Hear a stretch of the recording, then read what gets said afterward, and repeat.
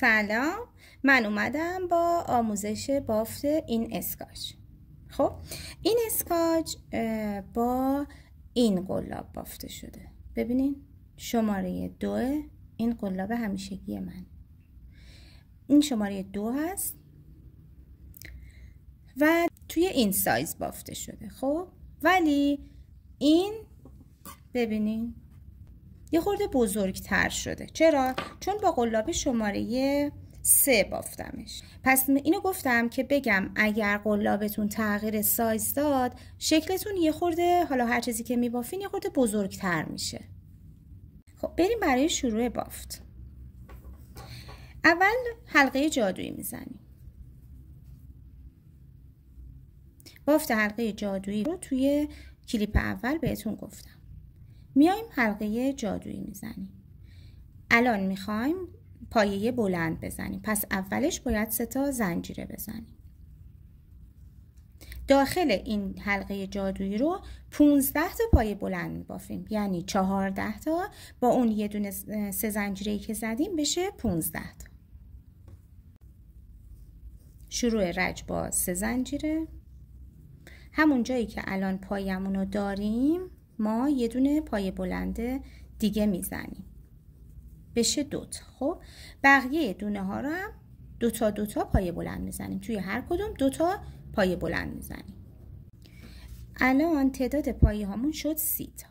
میایم روی همون قسمتی که همیشه این پایه بسته میزنیم، پایه بستمون رو میزنیم، یه دونه زنجیره میزنیم و کارمون رو قطعش میکنیم.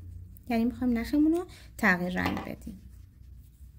اینو حسابی میکشیم و اینو بگم وقتی که این کار رو انجام میدین، این نخی که اضافه هست حتما از بین چند تا پایه ردش کنین. این کار رو میتونین الان انجام بدین، میتونین پایان کار. من معمولا پایان کار تمام نخا رو مخفی میکنم و میچینم بهشون.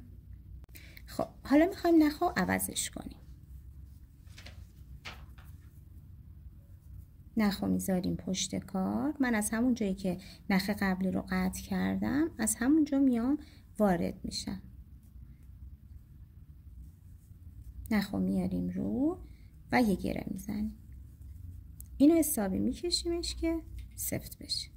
حالا 5 تا زنجیره میزنیم. 2 تا خونه رو ول میکنیم. 2 تا از این گندمیا رو میریم توی سومی پایه میزنیم، یا پایه کوتاه یا پایه بست. دوباره 5 تا زنجیره توی خونه سوم پایه میزنیم. پس 2 تا خونه رو رها میکنیم و توی خونه سوم یا پایه کوتاه میزنیم یا بست میزنیم و تا آخر رج ادامه میدیم. خب الان ما توی این رجمون 10 تا از این 5 زنجیره را باید داشته باشیم. ببینید 10 تا دونه از این 5 تایی. آخر کار رو هم وصل میکنیم به همون ابتدایی که کار رو شروع کردیم و پایه کوتاه میزنیم.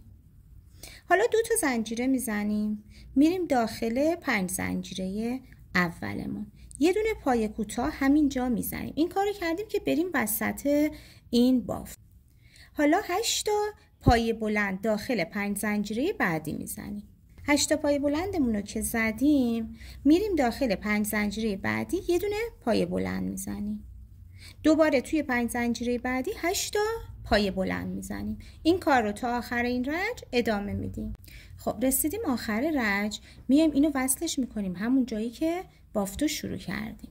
یه دونه پایه بست میزنیم. حالا که تا اینجای فیلمو دیدی لطفاً لایک کن و نظرتو برام کامنت کن. ادامه بافتو با 3 تا زنجیره. خب حالا اینجا رو نگاه کن. 3 تا زنجیره میزنیم. اینجا پایه کوتاه زدیم، درسته؟ میریم اینو وصلش میکنیم به این پایه کوتاه. حالا یا با پایه کوتاه یا بست. اینو اینجا وصل میکنیم. چرا این کارو کردیم؟ چون بتونیم راحت بریم از پشت این کار میخوایم الان بافت بزنیم. 6 تا زنجیره میزنیم و دوباره به پایه کوتاه بعدی وصلش میکنیم. ببین ما الان پشت کار هستیم، ما پشت بافتو داریم انجام میدیم. میزنیم اینجا، دوباره 6 تا زنجیره دیگه پای کوتاه بعدی که میشه اینجا. آخر این رج ما باید 10 تا از این 6 زنجیره یا پشت کارمون داشته باشیم. الان میایم آخر رج رو دوباره به پای وصل میکنیم و با 3 تا زنجیره میریم داخل این 6 زنجیره و پای کوتاه میزنیم. خب ما الان رفتیم وسط این 6 زنجیره. حالا 10 تا پای بلند توی 6 زنجیره بعدی میزنیم.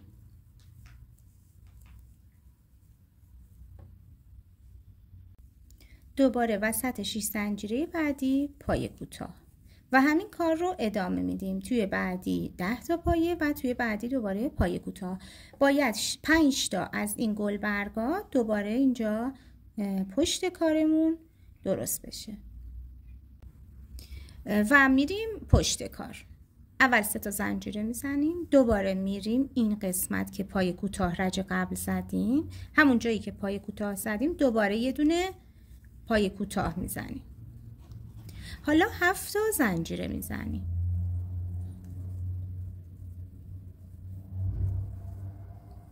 دوباره پشت کار یه پای کوتاه دیگه میزنیم. همینطور تا آخر رج 7 تا زنجیره وصل میشه به پشت کار، همون جایی که پای کوتاه رج قبلی رو زدیم و دوباره 10 تا از این 7 زنجیره یا آخر رج داریم. تا اینجای بافت رو انجام بدین. انشالله ادامه بافت رو توی پارت بعدی بهتون میگم.